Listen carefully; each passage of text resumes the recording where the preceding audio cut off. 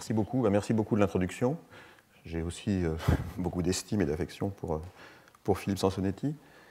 Merci de l'invitation qui me donne l'opportunité effectivement de parler des travaux qu'on a menés sur la génétique humaine de la tuberculose. Alors avant de parler plus spécifiquement de la tuberculose, j'aime bien commencer par cette diapositive pour rappeler le poids qu'a représenté les maladies infectieuses sur l'humanité. Je ne sais pas si... Ah oui, un point.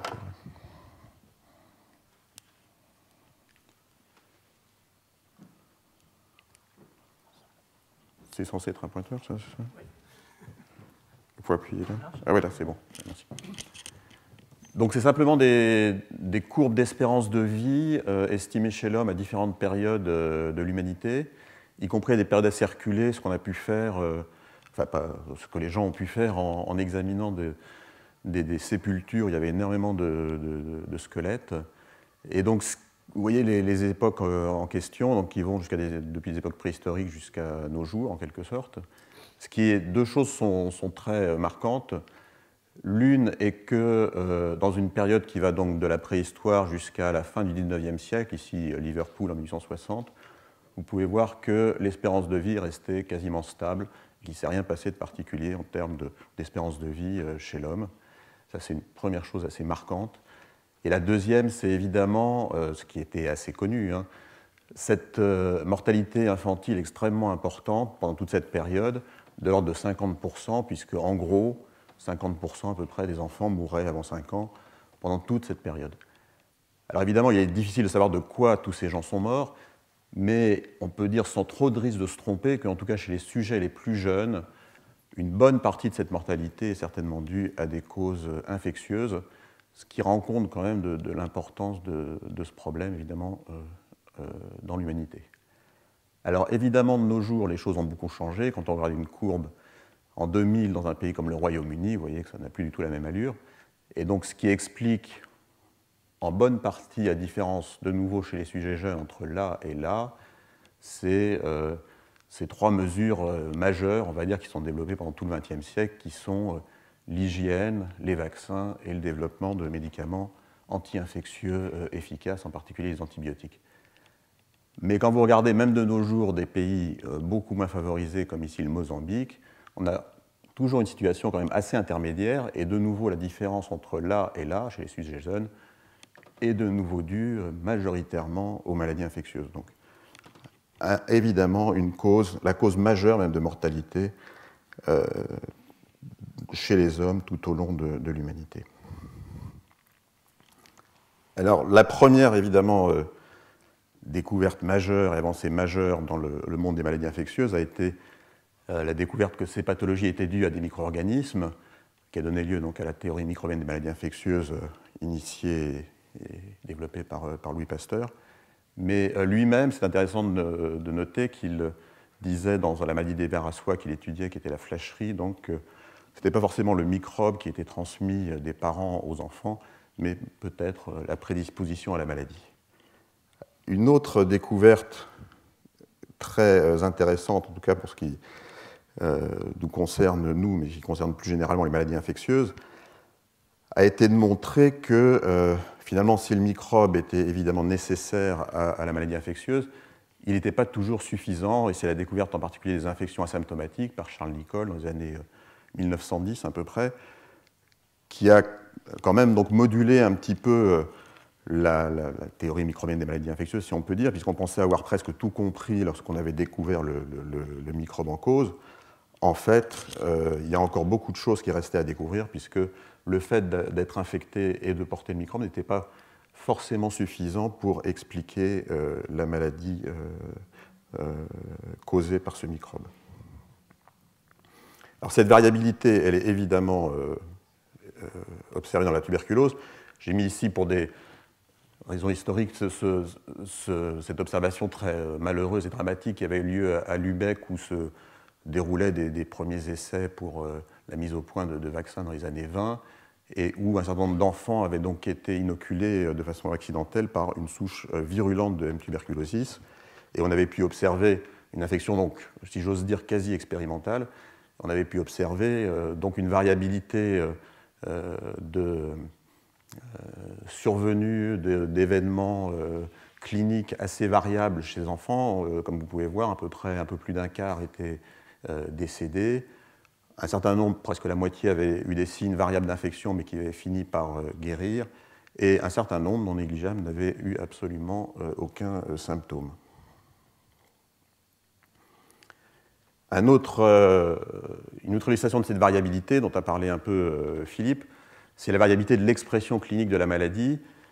Et là, c'est intéressant de regarder comment la tuberculose se présentait ici, donc au début du XXe siècle en Allemagne, mais ce qui reflète assez bien la façon dont elle se présentait avant l'avènement du vaccin et des antibiotiques.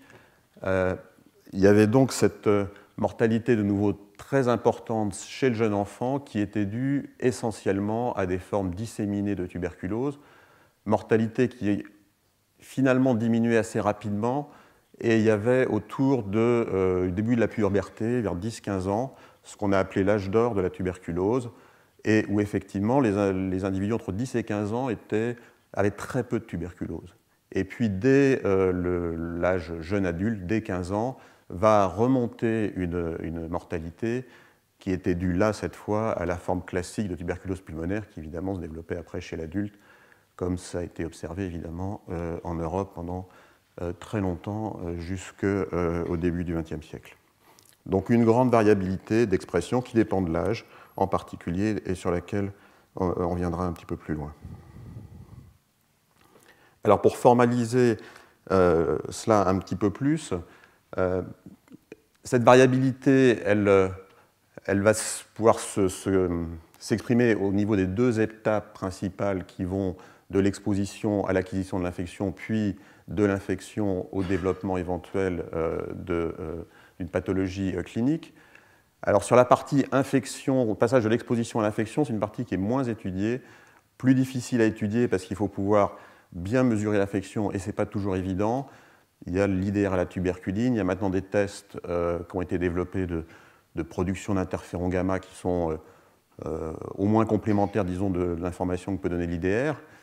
Mais il paraît quand même assez clair que même si la majorité des sujets exposés vont s'infecter, il semble qu'il y ait quand même une minorité de sujets, probablement de l'ordre de 10%, qui sont exposés de façon durable, répétée et dans des zones fortement endémiques, disons, et qui apparemment ne s'infectent pas. Il pourrait donc y avoir ici une résistance même à l'infection, qui est un aspect qu'on étudie aussi, mais dont je ne vais pas parler aujourd'hui, parce que ce serait un peu trop long. Et je vais plutôt me focaliser sur le deuxième aspect, donc, qui est le passage de l'infection à la maladie clinique.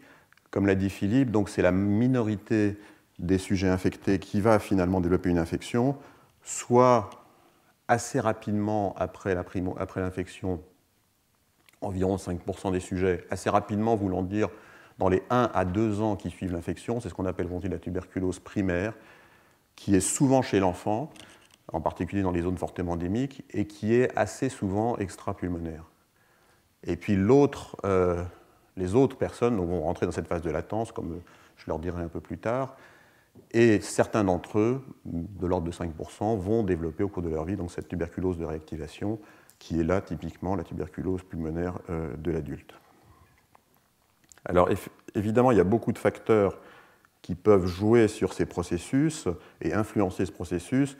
Très schématiquement, 2 grands groupes de facteurs, ceux qui sont liés à la mycobactérie, évidemment les facteurs d'exposition, ils sont là surtout lors de la première phase, et puis des facteurs un peu plus intrinsèques à la mycobactérie, qu'on peut résumer comme des facteurs entre guillemets de virulence. Ce n'est évidemment pas des facteurs dont je vais parler aujourd'hui, ce n'est pas directement mon domaine. Et puis l'autre groupe de facteurs, c'est ceux qui sont liés à l'hôte, où là on peut distinguer donc, ces facteurs non génétiques, et Philippe les a vraiment détaillés de façon assez exhaustive. Au premier rang, les facteurs non génétiques, j'en citerai juste 2. L'âge, ce n'est pas la même chose d'être, comme on l'a vu, exposé et infecté quand on est un très jeune enfant, un adulte ou un adulte plus âgé, disons. Et puis toute cause d'immunodéficience acquise, évidemment, quelle qu'elle soit, et Philippe l'a bien détaillé, va influencer ce processus. Et puis, donc, de l'autre côté, il y a les facteurs génétiques dont je vais plus directement parler ici et qui vont pouvoir évidemment influencer également ce processus. Donc une grande variabilité individuelle de réponse. Donc je vais ici, donc je vous ai dit, parler plutôt de la partie clinique, mais une agrégation familiale quand même qui avait été notée de longue date évidemment. Et comme le disait Theobald Smith dans les années 30, donc ça avait même été mis en avant la découverte par Robert Koch de la cause microbienne, je peux dire, de la tuberculose, que la tuberculose pourrait être une maladie en quelque sorte familiale, enfin, on ne parlait pas de génétique évidemment à l'époque, mais que cette idée en fait avait complètement disparu évidemment lorsque l'identification du microbe était arrivée. Mais avec en particulier la découverte des infections asymptomatiques, c'est une idée quand même qui a refait son chemin et qui a, entre autres, abouti dans les années justement 30 et puis un petit peu après, à la réalisation d'une série d'études familiales assez classiques, mais assez informatives et intéressantes. Il y en a eu vraiment beaucoup. Il y a eu un livre entier écrit là-dessus dans les années 44, là, tout à fait intéressant. Il y en a eu en Allemagne, il y en a eu aux États-Unis. Beaucoup étaient des études de jumeaux. Je vais en dire un tout petit mot sur ce schéma-là. Ce schéma qui est donc tiré de ce travail de Kalman et Reisner, où étaient comparés en quelque sorte des taux de prévalence de tuberculose dans différentes catégories d'individus, donc soit dans la population générale, où vous voyez une valeur de 1,3 à peu près, c'est des valeurs pour 1000, hein, et puis dans des degrés d'apparentement différents à un cas index. Alors soit des gens qui avaient partagé le même environnement mais qui n'étaient pas des apparentés biologiques comme les époux, donc déjà qui avaient un taux plus élevé, mais dans les apparentés biologiques, donc les parents, les demi-frères, les frères ou sœurs complets, si je peux dire, ensuite les jumeaux dizygotes, c'est-à-dire les faux jumeaux, comme on dit, vous voyez que les taux augmentent notablement. Bon, dans la série, donc comme vous savez, les faux jumeaux, génétiquement parlant, sont exactement comme des frères et sœurs classiques. Et ils ont tous des taux assez proches, même si on se sépare sur le sexe, il y a des petites différences. Mais ce qui était le plus impressionnant, c'est quand on regardait par contre les vrais jumeaux, qui eux donc, partagent 100% de leur génome, là il y avait une augmentation tout à fait notable.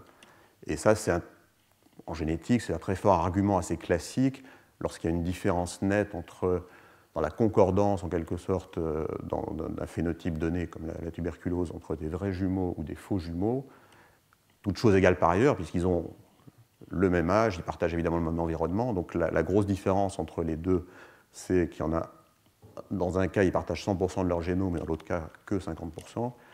C'est un fort argument pour des facteurs génétiques.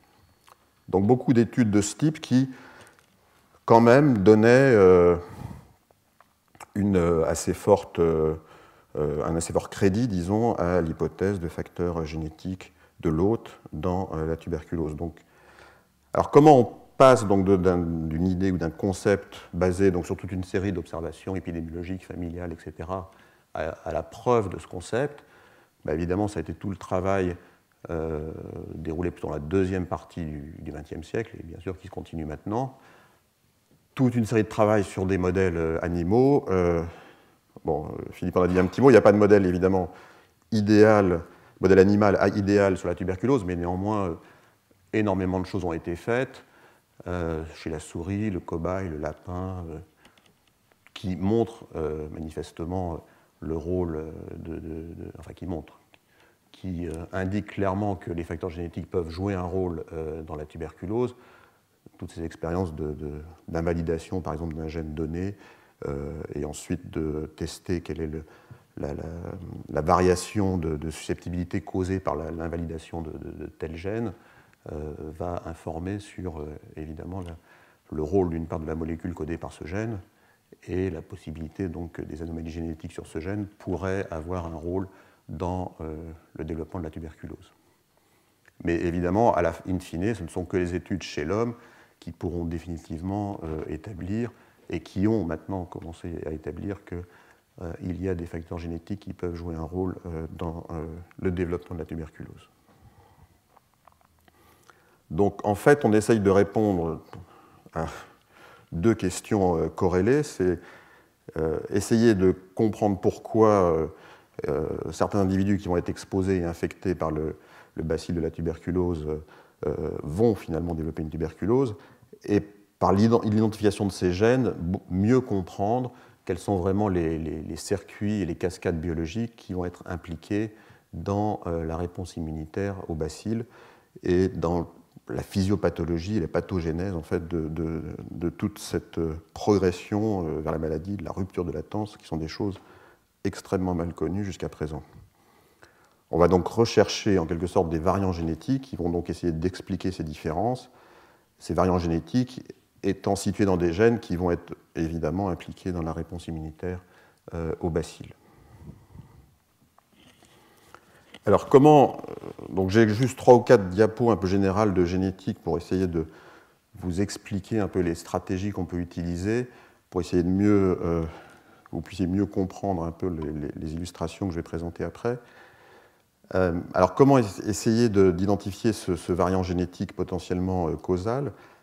Donc là c'est toujours très utile pour présenter ces choses-là, de toujours considérer un peu ces deux pôles de prédisposition génétique, même comme si on va le voir dans la diapo d'après. Évidemment, il y a une espèce de spectre, un spectre continu de prédisposition. Donc ces deux pôles étant d'un côté cette génétique mendélienne ou monogénique, où on va rechercher le rôle de mutations rares qui vont avoir des effets individuels forts. Et pour ça, on verra donc des exemples sur des formes particulièrement des formes sévères de tuberculose, sur lesquelles on a des résultats tout à fait intéressants. Cette génétique mendélienne, c'est la génétique monogénique classique, comme ce que vous pouvez voir dans les pathologies du téléthon, la mucoviscidose. Enfin, c'est le même genre de mutation qu'on recherche. L'autre pôle, c'est la génétique plus complexe, où on va s'intéresser à rechercher des variants génétiques beaucoup plus communs, donc ce qu'on appelle des polymorphismes, qui vont avoir des effets individuels beaucoup plus modestes, c'est-à-dire qu'ils vont juste augmenter un petit peu le risque de la maladie. Si on parle en termes de risque relatif ou d'autres ratios, comme on va voir tout à l'heure, d'un facteur 1,5 ou 2, donc c'est modeste. Mais ces variants étant fréquents, l'impact au niveau de la population peut être tout à fait substantiel. Et on recherche plutôt ce type de variants dans des pathologies plus communes. Et donc là, on verra bien sûr l'exemple dans la tuberculose pulmonaire de l'adulte. Et toute cette recherche se fait évidemment en utilisant les moyens de la génomique les plus modernes, et ces moyens ont considérablement évolué et progressé dans les 10 et même 5 dernières années, puisqu'on peut maintenant, comme vous savez probablement, d'une part génotyper des centaines de milliers ou des millions même de polymorphismes chez un individu de façon relativement simple et rapide. Et on peut même maintenant séquencer tout ou partie du génome d'un individu de façon aussi relativement simple, même si ce n'est pas encore routinier. Mais par exemple, le séquençage des parties codantes du génome, ce qu'on appelle l'exome, est devenu quelque chose qui est fait maintenant quand même assez couramment. Donc ça, c'est arrivé dans les 2 ou 3 dernières années. Alors je reviens à cette histoire de spectre continu, parce que c'est vraiment intéressant de comprendre ça pour essayer de comprendre comment on peut aborder cette recherche et quelles hypothèses on peut faire sur les bases génétiques de la tuberculose. Donc là, c'est un schéma tiré d'une revue dans Nature, donc il n'a rien de spécifique dans la tuberculose. C'est un schéma qui est envisagé dans pratiquement toutes les pathologies humaines communes, on va dire, qui donne donc, en fonction de à la fois l'effet du variant et de sa fréquence, les différentes situations possibles. Donc vous avez ici en ordonnée l'effet du variant qui est ici indiqué en termes de risque relatif. Donc j'ai mis qu'on pouvait souvent parler, on parle souvent d'odds ratio qui est, pour faire simple, dans la plupart des cas, une bonne estimation du risque relatif. Donc vous voyez que 1 évidemment veut dire qu'il n'y a pas d'effet, puisque 1 c'est l'absence d'effet. 3 veut dire que le risque est multiplié par 3 en gros, 50 multiplié par 50, donc c'est déjà des effets évidemment très importants. Et là, vous avez la fréquence de l'allèle causal, donc là, 10-3, 5 pour 1000, 5%, donc des variants très rares, moyennement rares et relativement communs. Donc là, dans cette case, qui sont les variants très rares à effet fort, donc c'est ce que je disais tout à l'heure, c'est le pôle mendélien dont je parlais. Et ici, les variants à effet faible, individuel faible, ici, là, c'est de l'ordre de 1,1, 1,5, c'est vraiment faible, et commun, plus de 5% de la population. Donc c'est ces variants communs, polymorphismes, dont je parlais aussi en génétique complexe, qu'on recherche volontiers dans les maladies communes, en particulier par cette stratégie dont je dirai un petit mot tout à l'heure, ici qui est marquée comme GWAS, ce qui veut dire Genome-Wide Association. Donc c'est des stratégies d'association au niveau du génome entier. Mais ce qui est intéressant de noter, c'est que cette notion de spectre continu, donc que là, on a toute une série de variants, de fréquences intermédiaires, avec des effets intermédiaires, qui pour l'instant ont peu ou pas été recherchés, parce qu'en particulier, on n'avait pas les moyens technologiques de le faire. Et donc là, il y a une espèce d'espace vide qui va être comblé sûrement dans les années à venir, et qu'il faudra combler, puisqu'il y a des cases qui manquent, si je puis dire. Alors les autres cas sont pas mentionnés parce que simplement, parce que les variants rares à effet très faible, probablement ils existent, mais ils sont quasiment indétectables, puisqu'il est extrêmement compliqué de trouver un variant rare à effet faible. Et les variants qui seraient communs avec des effets forts paraissent quand même assez peu probables. Il paraît assez peu probable qu'ils existent, ou en tout cas s'ils existaient, je pense qu'ils ont été probablement éliminés assez rapidement. Alors ces fameux variants génétiques, il y en a un nombre tout à fait considérable. Ça, c'est aussi une observation de ces dernières années. Toutes ces techniques de génomique ont permis de découvrir que la variabilité du génome humain était quand même assez considérable. Donc, le génome humain, c'est un peu plus de 3 milliards de paires de bases, donc il y a 4 paires de bases possibles, comme vous savez. Et vous voyez ici sur cette figure que dans les 10 dernières années, à peu près, depuis 2003, on est passé de quelques millions à quelques dizaines de millions de variants, ce qui fait que maintenant on estime qu'il y a au moins 40 millions de variants reportés sur le génome humain. Alors évidemment, la plupart d'entre eux sont des variants rares, moins de 1%. La plupart de ces variants sont ces variants qu'on appelle des Single Nucleotide Polymorphism, ou SNP ou SNP dans notre jargon, qui sont donc des variants qui juste changent une base pour une autre, c'est-à-dire qu'il y a un emplacement, il y a des individus qui ont un A, il y en a d'autres qui ont un G. Voilà, c'est des variants qui changent un nucléotide par un autre. Et comme vous pouvez voir, il y a une énorme différence entre les variants dont on sait quelque chose, donc quelques dizaines de milliers qui ont été plus associés à une maladie, un peu plus dont on sait un peu quelque chose sur la fonction, ce qui sont annotés. Puis vous voyez que évidemment l'énorme majorité de ces variants, on ne sait absolument pas leur rôle. Probablement, on pensait que la majorité d'entre eux sont complètement neutres, et encore, je ne sais pas, mais on ne sait pas du tout quel rôle peuvent avoir ces variants. Donc là, il y a donc, une des difficultés, évidemment, dans ces recherches, c'est comment, sachant qu'il y a 40 millions de variants, ou de cet ordre-là, trouver le ou les variants qui vont être intéressants pour telle ou telle pathologie. Donc ça, c'est un peu le propos de cette dernière diapositive de stratégie, si je puis dire. Comment on fait en pratique, donc c'est évidemment extrêmement résumé, mais ça vous donne un peu une idée de la stratégie générale, des principes qu'on peut utiliser. Alors évidemment, il faut d'abord recueillir des échantillons appropriés de la pathologie qui vous intéresse, soit des échantillons familiaux suivant la stratégie et la méthodologie que vous envisagez. Ça pourrait être des échantillons familiaux ou des échantillons de type cas témoin, où vous avez un ensemble de patients, un ensemble de contrôles. Et une fois que vous avez ces échantillons, comment, en quelque sorte, on passe de millions de variants à quelques variants. Donc il y a une première étape qui va être de sélectionner un petit sous-ensemble de gènes ou de variants que vous allez réellement explorer en détail.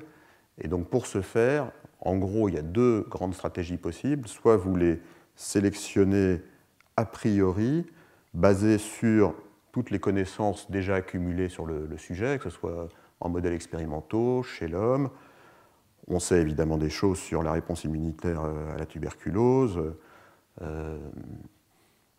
Philippe, j'en reparlerai, parle de l'interféron gamma par exemple. Donc l'interféron gamma, on peut dire c'est un bon candidat dans la tuberculose.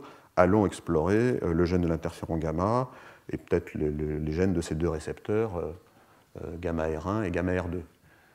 C'est un exemple de stratégie candidat qui est tout à fait raisonnable et qui a été extrêmement pratiqué, surtout avant que l'autre aspect, qui sont les approches génome entier, était possible.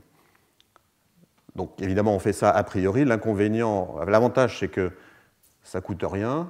On sélectionne le nombre de gènes qu'on veut. L'inconvénient, c'est qu'on explore quand même des choses qu'on connaît un peu déjà, malgré tout, en termes en tout cas de circuits de réponse. Donc l'autre approche, c'est de se dire, moi je ne veux faire aucune hypothèse, et je vais d'abord explorer tout le génome, et puis suite à cette première exploration, je prendrai les résultats les plus intéressants, et ceux-là, je vais aller les regarder de plus près. Donc ces études génome entier, elles peuvent se faire depuis à peu près une quinzaine d'années pour l'analyse de liaison, 7-8 ans pour les études d'association, 2-3 ans pour les études de séquence. Donc c'est les trois grandes approches qu'on peut utiliser. Elles utilisent des informations différentes. La liaison génétique, c'est par essence des études familiales. Et puis l'association et la séquence, c'est comparer des fréquences de variants, en gros chez des cas et des témoins, mais avec des informations quand même de nature différente. L'association, ça va être plutôt des polymorphismes qu'on va voir, alors que la séquence, on peut théoriquement comparer tout type de variants, donc c'est beaucoup plus riche, mais évidemment beaucoup plus aussi difficile à analyser. Donc au terme de cette exploration génome entier, l'idée c'est, encore une fois, de retenir les résultats les plus intéressants, et ceux-là, on va aller vraiment les explorer, puisqu'il y a déjà eu un crible préalable. Et une fois qu'on a ce petit nombre de gènes ou de variants, donc ceux-là, on va les regarder de plus près.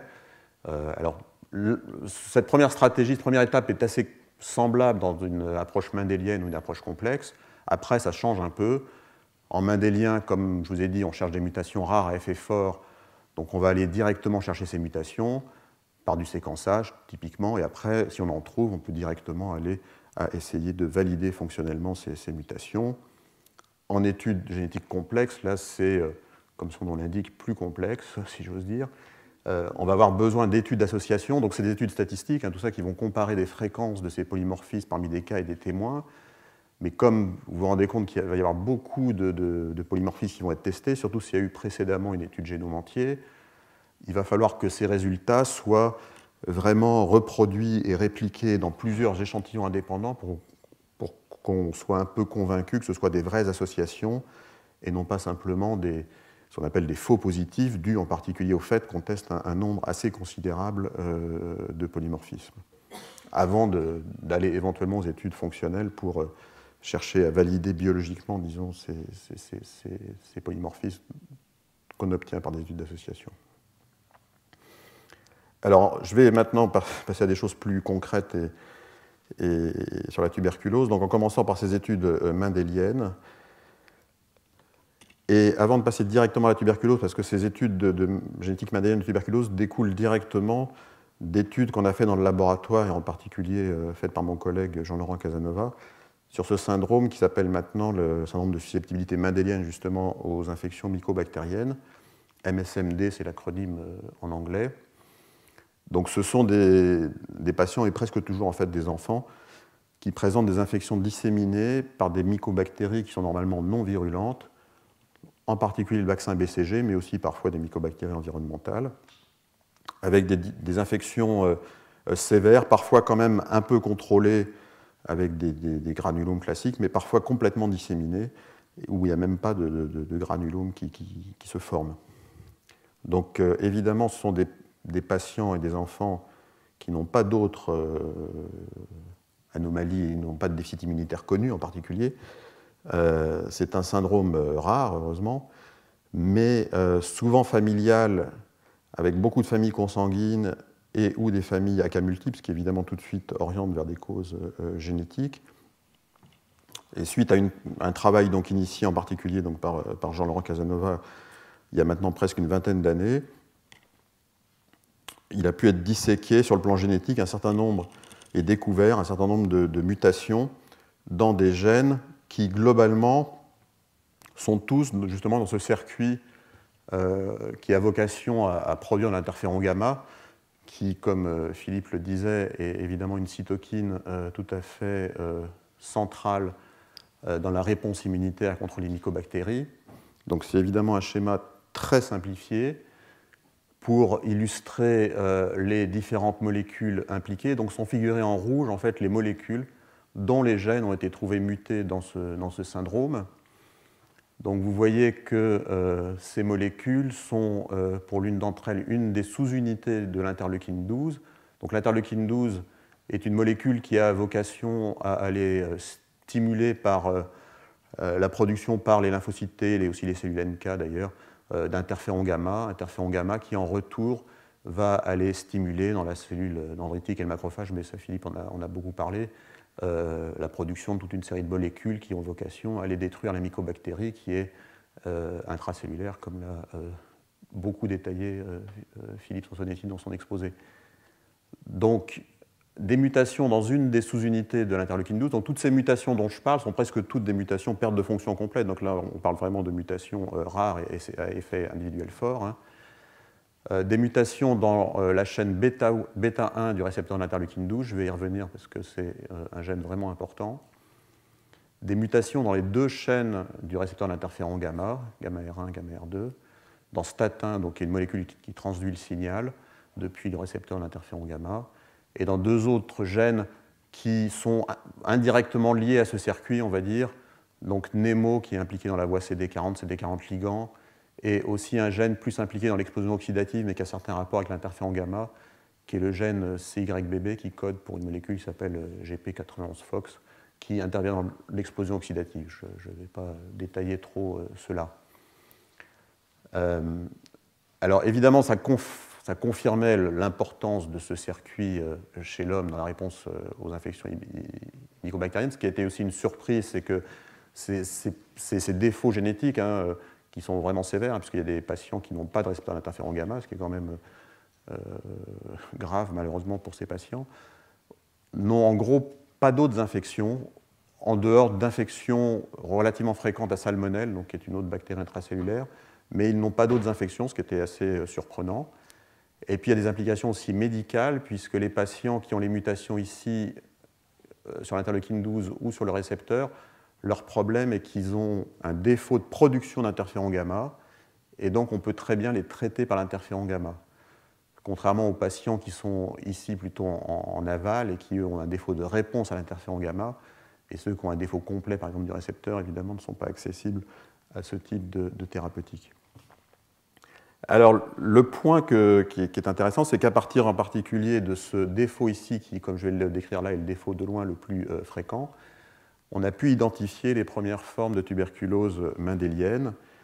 Alors, ce défaut, donc, on l'a trouvé dans beaucoup de pays. Il y a maintenant plus de 100 familles chez qui on a trouvé des patients qui ont ce défaut complet d'interleukine 12 récepteur.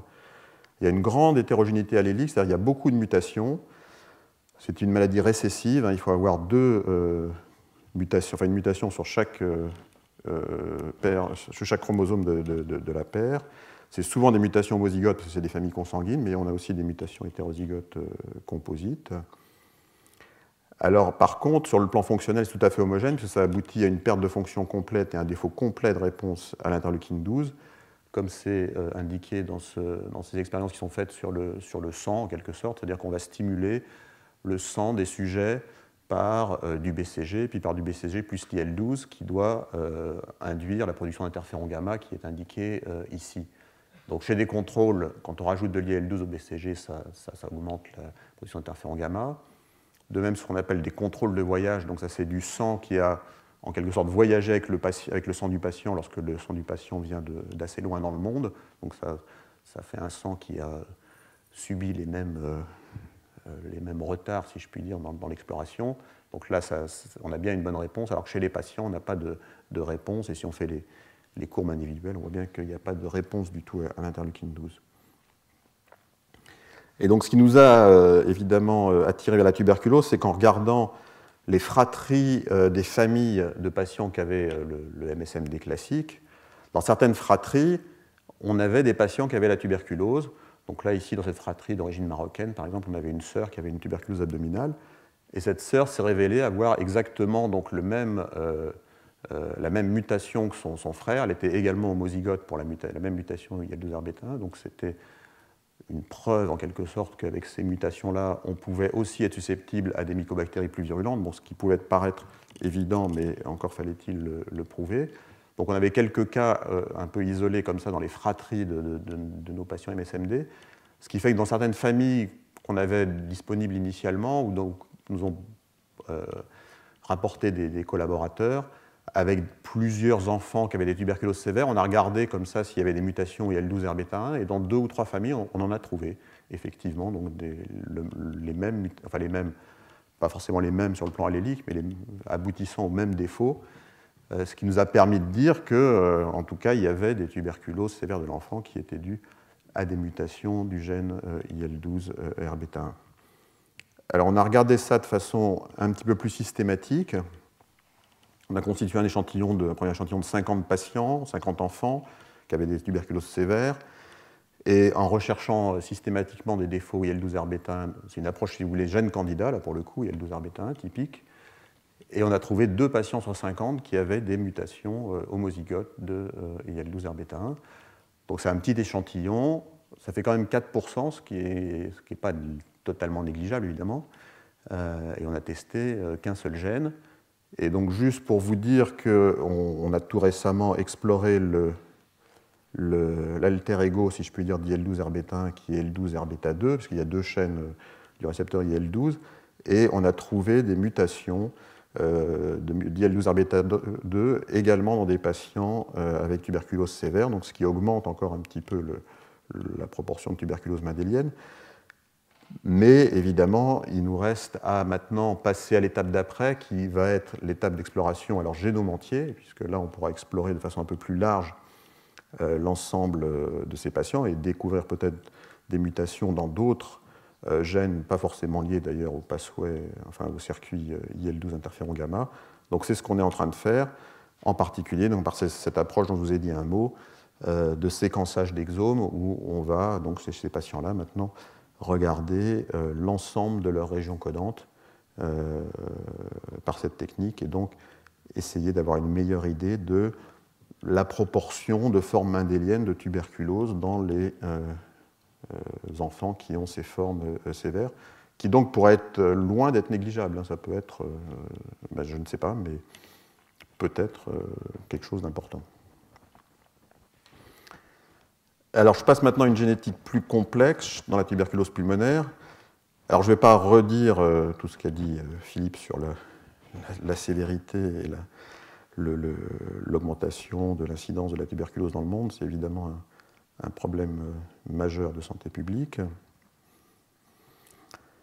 Alors, juste pour vous mentionner qu'évidemment, dans la tuberculose pulmonaire, il y a eu un nombre considérable de ce type d'approche par gène candidat avec de multiples gènes. Je ne vais pas rentrer ici dans un descriptif qui est très fastidieux, mais globalement, en fait, il y a eu très peu de ces études qui ont été vraiment reproduites et dont on peut considérer comme acquis que tel gène, même les plus étudiés, certains allèles HLA, c'est vraiment difficile de faire la part des choses et de dire précisément, oui, effectivement, par une approche gène candidat, tel gène a été vraiment, de façon convaincante, montré comme étant associé à la tuberculose. Ça peut évidemment varier en plus d'une population à l'autre. Les formes cliniques n'étaient pas toujours comparables. Enfin, il y a plein de choses qui créent de l'hétérogénéité dans ces études, mais néanmoins, il est difficile d'en tirer quelque chose de vraiment clair et convaincant.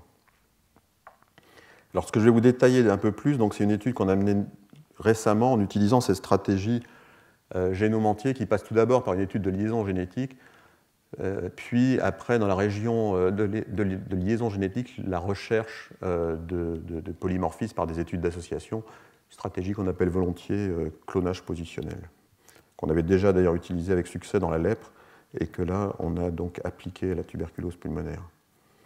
Donc l'échantillon initial qu'on a utilisé pour la première étape qui était l'étape de liaison génétique.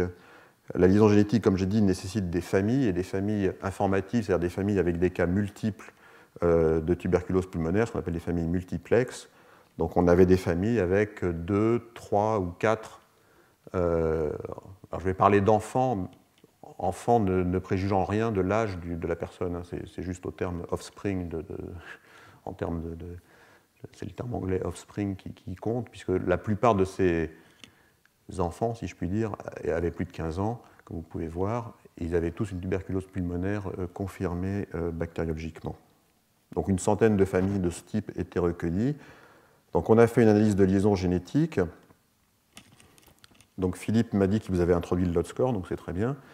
Donc l'analyse de liaison génétique, c'est une méthode statistique en fait, hein, qui va en gros rechercher les régions chromosomiques qui vont être partagées par des apparentés qui sont atteints de tuberculose dans le cas précis, et on peut quantifier ça après de façon statistique ou de façon probabiliste, si je puis dire. Et donc le lot score est une statistique qui, plus elle est grande, plus c'est significatif. Ça peut d'ailleurs se retraduire en p-value, qui est peut-être un peu plus facile à lire, donc c'est ce que j'ai fait. Donc là, on avait identifié une seule région chromosomique sur le chromosome 8, qui présentait une liaison génétique significative sur l'ensemble des familles, et encore plus sur les familles pour lesquelles il y avait un parent qui était atteint de tuberculose, ce qui renforçait encore l'aspect un peu génétique de la chose. Donc on arrivait à des p-values assez intéressantes et qui étaient significatives à l'échelle du génome par ce type d'approche. Donc lorsqu'on a une région chromosomique de ce type, en fait, donc l'analyse de liaison génétique n'identifie que des régions chromosomiques, hein, n'identifie pas spécifiquement des gènes. C'est néanmoins une méthode qui peut être tout à fait puissante et utile. Comme vous savez probablement, c'est la méthode qui a permis de localiser et d'identifier beaucoup de gènes dans des maladies monogéniques. C'est sûrement un peu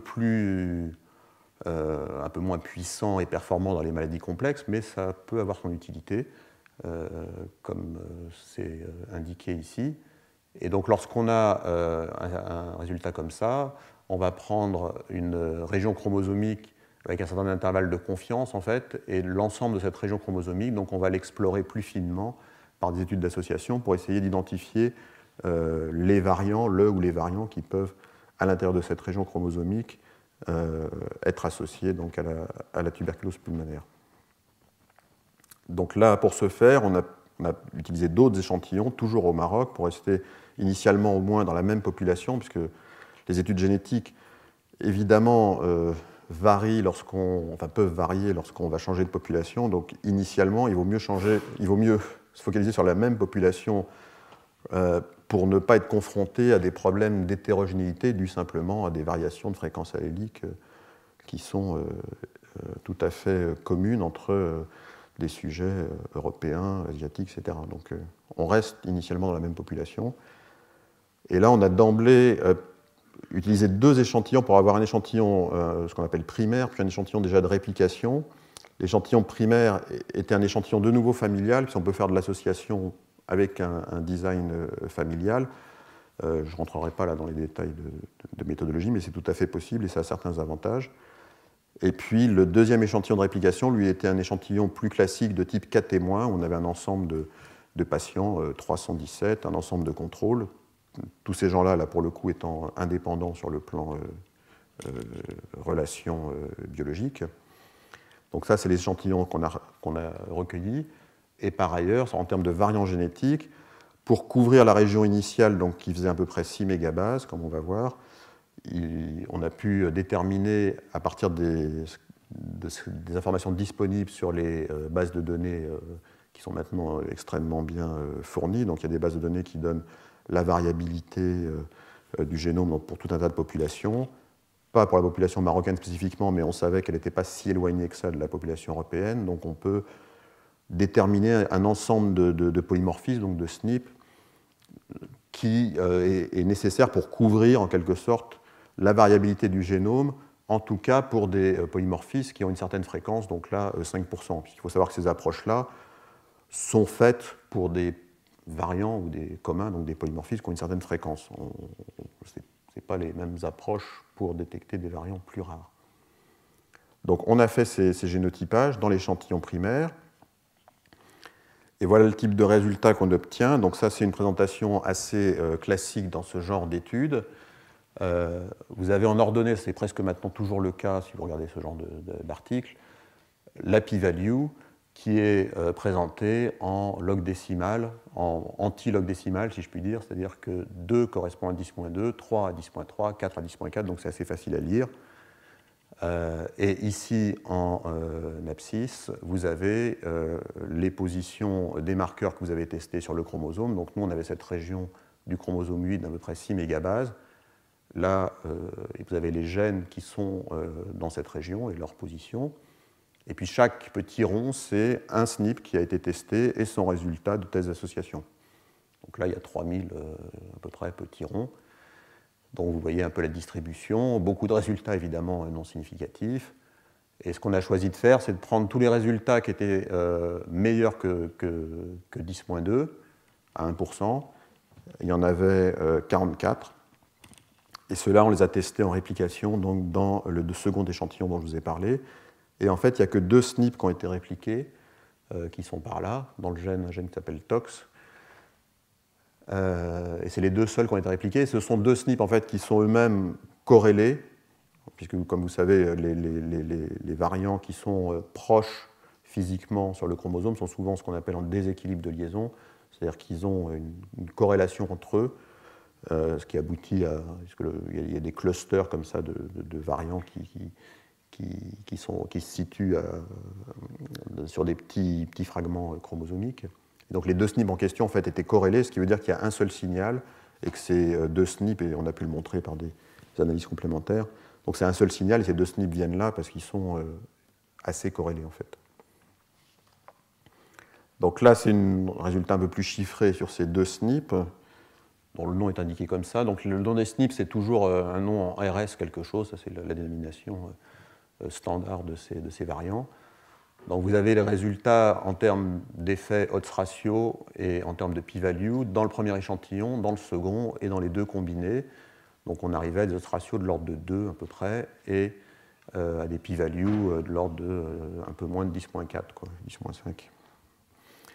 Alors c'était déjà assez intéressant, mais ce qui a été surtout intéressant, c'est de regarder l'effet de l'âge des patients sur l'association. Et là, on s'est rendu compte qu'il y avait un effet vraiment assez important. Donc, en fait, la distribution des âges de survenue de la tuberculose chez nos patients est indiquée ici. Et la moyenne ou la médiane est de l'ordre de 25 ans, ce qui fait qu'on a coupé à 25 ans pour avoir à peu près moitié de l'échantillon moins de 25 ans et la moitié plus de 25 ans. Et lorsqu'on regarde ce qui se passe chez les moins de 25 ans, l'effet augmente considérablement, en termes d'ostration en particulier, et même en termes de p-value, ce qui est notable, puisque là, en gros, on sépare l'échantillon en 2, donc on a 2 fois moins de sujets, mais néanmoins, la p-value continue à baisser, surtout pour le premier, vous voyez, 10-8, ici, moins aussi, mais 3, 10-5, alors que l'effet disparaît pratiquement dans les sujets de plus de 25 ans. Il y a un petit quelque chose, mais ce n'est même plus significatif.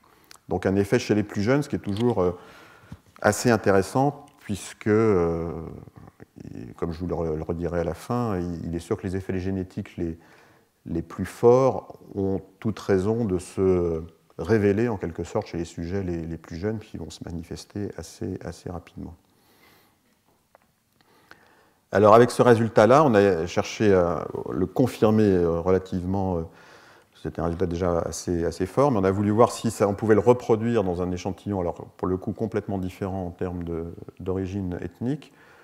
On avait mené précédemment une étude à Madagascar, on avait pu recueillir un échantillon qui était aussi un échantillon familial, d'ailleurs de 250 à peu près familles.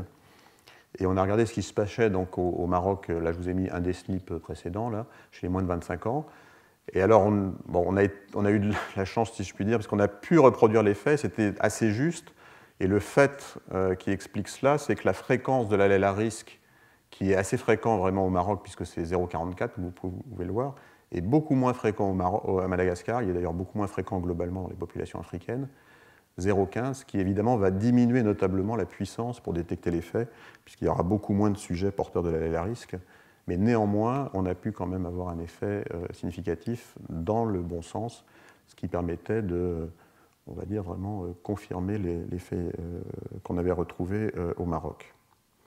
Alors ce fameux gène TOX, en plus, est assez intéressant. C'est un facteur nucléaire qui avait été trouvé initialement dans le thymus. Il est assez intéressant parce qu'il est impliqué dans plusieurs aspects de la réponse immunitaire, et en particulier dans le développement des cellules TCD4, ce qui évidemment est tout à fait intéressant vu l'importance des cellules TCD4 qui est mis évidemment en évidence, comme l'a redit Philippe, dans les patients infectés par le virus VIH. Donc évidemment pour l'instant on n'a pas d'éléments fonctionnels à apporter, mais déjà cette seule constatation est intéressante. Alors dernier point qu'on avait regardé qui était aussi assez intéressant, c'est que donc, dans toutes ces databases là, qui sont disponibles maintenant sur la génomique, il y en a énormément, il y a beaucoup d'informations. Il y a tout un projet qui s'appelle ENCODE qui a fait énormément de choses et qui en particulier s'attache à identifier, on va dire, les régions un peu fonctionnelles du génome par toute une série d'approches que je ne vais pas détailler. Mais néanmoins, donc on peut regarder à certains endroits du génome ce qui a été trouvé dans le projet ENCODE. Et il est tout à fait intéressant de noter qu'au niveau de notre SNP d'intérêt ici, il se trouve qu'il se situe juste au milieu d'une région identifiée comme régulatrice, où en particulier se fixe toute une série de facteurs de transcription. Donc ça, c'est des expériences de ChIP-seq, hein. Ça, c'est vraiment des vraies expériences, hein. C'est des choses où la fixation de ces facteurs de transcription a été constatée et qui est probablement régulatrice aussi parce qu'on sait qu'il y a une hypersensibilité à la DNA, ce qui montre que probablement c'est une région qui est plus accessible et qui s'ouvre en quelque sorte pour des mécanismes régulateurs, justement. Donc ce fait aussi est tout à fait intéressant. Donc ce qu'on est en train de faire, c'est d'explorer ces choses de façon plus fonctionnelle, de regarder en particulier l'expression de TOX dans les cellules T en fonction du génotype à ce variant génétique pour donner un peu plus pour étayer, disons, biologiquement l'effet qu'on a retrouvé ici. Voilà, et juste un mot pour terminer sur les études, de cette approche très classique d'études d'association génome entier, donc, qui a été extrêmement utilisée donc, dans les 7-8 dernières années dans pratiquement toutes les pathologies humaines. On va faire de l'étude d'association génome entier avec ces puces qui permettent de génotyper, comme je vous ai dit, maintenant 2 millions à peu près de SNP, en tout cas plusieurs centaines de milliers. En fait, il y a eu une seule étude d'association génome entier qui a été publiée dans la tuberculose jusqu'à présent.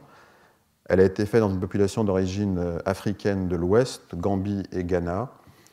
Et le résultat était finalement assez décevant puisque, malgré un échantillon quand même tout à fait important en termes de taille, hein, 3500 patients, 7500 contrôles, le meilleur résultat qu'ils ont obtenu, c'est un variant situé sur le chromosome 18, dans une région intergénique, avec un odds ratio de 1,19, donc évidemment, ce n'est pas une association extrêmement forte, et une p-value juste significative au niveau génome entier. Donc c'est évidemment un résultat relativement décevant en termes On n'a rien découvert de particulier si on compare à d'autres pathologies où il y a plusieurs signaux tout à fait impressionnants. Ce n'est pas du tout le cas, ce qui a été observé dans cette population d'origine africaine de l'Ouest. Et juste pour vous dire que pour nous, qui menons aussi une étude génome entier au Maroc, on a le même genre de résultats en fait, et on n'a en tout cas pas de signaux importants qui sortent. Donc il est vraisemblable, disons, que dans la tuberculose pulmonaire, il y aura un rôle assez limité de variants communs, en tout cas, qui peuvent être trouvés avec des stratégies de type analyse génome entier. Bon, il faudra voir dans d'autres populations éventuellement, mais pour l'instant, la tendance est plutôt celle-là. Donc, pour résumer et essayer de conclure, si on reprend ce schéma très classique donc, de l'évolution de la tuberculose vers l'infection, puis tuberculose primaire, latence, réactivation. Donc, à cette première étape là, dont on a parlé, il est clair que maintenant, il y a des formes mendéliennes qui prédisposent à développer une tuberculose, en tout cas sévère, extrapulmonaire de l'adulte. Pour l'instant, les seules choses qu'on a trouvées, mais c'est aussi à peu près les seules choses qu'on a cherchées, se situent dans le circuit IL-12 interféron gamma, donc c'est ces gènes du récepteur de l'interleukine 12. C'est intéressant de noter, comme le rappelait Philippe, que c'est dans ces formes primaires que le BCG a son meilleur effet protecteur, peut-être parce que justement il y a une phase hématogène là, qui peut être mieux contrôlée par le BCG, en particulier évidemment pour les formes extrapulmonaires. Dans cette étape qui est vraiment l'étape critique, le passage de la latence à la réactivation, qui est vraiment l'étape qu'on connaît le moins bien sur le plan de la physiopathologie. Donc je vous ai raconté cette histoire de ces SNP tox dans les formes précoces de tuberculose pulmonaire, qu'on va essayer de mieux caractériser sur le plan biologique. Comme je vous ai dit, il est vraisemblable qu'on ne pourra pas s'attendre à grand-chose des études génome entier et donc du rôle de variants communs, je dis bien de variants communs. Juste pour rappeler qu'ici, finalement, ce qu'on connaît, les deux choses qui nous permettent d'avoir une connaissance très partielle, c'est ces deux événements qu'a rappelé aussi Philippe. Hein, c'est l'infection VIH, donc les CD4 sont évidemment importants, et puis c'est cette observation plus récente des anti-TNF qui montre que la voie TNF sûrement a quelque chose à voir, mais beaucoup de gens regardaient, nous aussi, les gènes liés au TNF, et en tout cas sur le plan génétique, il n'y a pas grand-chose à se mettre sous la dent sur l'aspect TNF. Et là, juste pour vous dire, j'en ai pas parlé, mais je n'ai pas le temps, mais là, on a des choses intéressantes aussi. On a fait une analyse de liaison génétique aussi sur l'infection, et qu'on a le même genre de démarche que je vous ai décrite un peu dans l'histoire de Tox. On est en train de la mener ici au niveau cette fois-ci de l'infection elle-même. Donc tout ça, c'est évidemment avec le but de vraiment essayer de comprendre les circuits, la physiopathologie, la pathogénèse de la maladie, surtout de cette histoire de latence qui est évidemment la plus critique, pour essayer peut-être de développer après des vaccins plus efficaces, si c'est possible, surtout sur la partie latence, c'est quand même très compliqué, probablement, et peut-être de nouveaux traitements qui visent plutôt à restaurer une réponse immunitaire déficiente. Et je reprends l'histoire de l'interféron gamma, là, puisqu'il y a donc des patients qui développent des tuberculoses sévères et qui ont des mutations de l'IL-12, du récepteur de l'IL-12, et donc qui peuvent très bien être traités par l'interféron gamma. C'est un traitement qui pourrait être très efficace si les antibiotiques ne suffisent pas, ou dans des formes particulièrement sévères. Hein. Ces formes sévères, je ne l'ai pas dit, hein, mais c'est des enfants qui ont des méningites, qui ont des miliaires, qui ont des formes osseuses, ce genre de patients. Et malheureusement, dans un certain nombre de pays, il y en a encore pas mal. Hein. Malgré le vaccin BCG, hein, c'est des populations qui sont correctement vaccinées par le BCG. Voilà, donc si je reprends mon schéma initial du départ, donc ici on a effectivement un rôle prouvé, dans certains cas il reste à estimer la proportion, ça peut être non négligeable. Ici un rôle limité sûrement des variants communs, peut-être un rôle quand même dans les formes les plus précoces, et puis il reste donc ce grand trou, là, si je puis dire. Ça n'a pas été exploré jusqu'à présent, hein, vraiment. Donc ça, c'est quelque chose qu'on va faire, nous, que font sûrement d'autres, pour voir si ça pourrait être une hypothèse alternative, parce que, encore une fois, je pense qu'avec ce type de variant, on ne va pas pouvoir attendre grand-chose dans la tuberculose pulmonaire, malheureusement.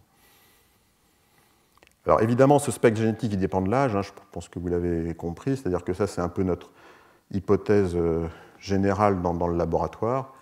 Les formes mendéliennes vont évidemment se révéler très vite lors de l'infection primaire, lors de la primo-infection.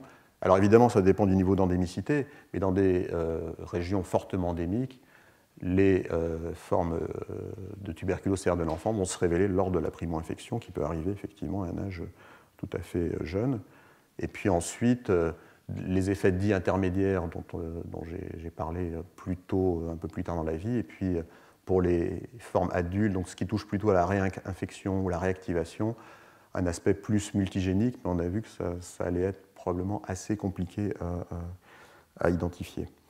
Et alors, juste pour s'amuser, si on superpose cette courbe à celle que je vous ai montrée au départ, vous voyez que c'est c'est en adéquation qui est pas mal, en tout cas chez les sujets jeunes, et c'est vrai que cette décroissance brutale de mortalité chez les enfants peut tout à fait correspondre à la disparition, si j'ose dire, des cas mendéliens.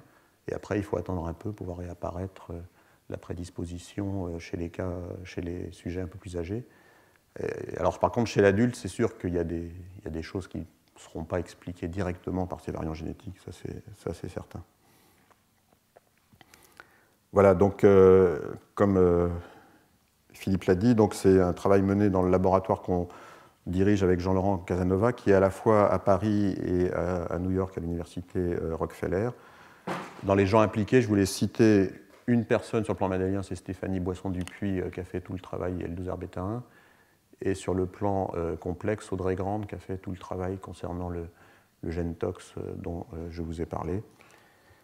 Et puis, beaucoup, évidemment, de collaborateurs à travers le monde. Au Maroc, donc beaucoup, j'en ai parlé, à Madagascar. Beaucoup de cliniciens qui nous adressent des patients du monde entier. Voilà, je vous remercie.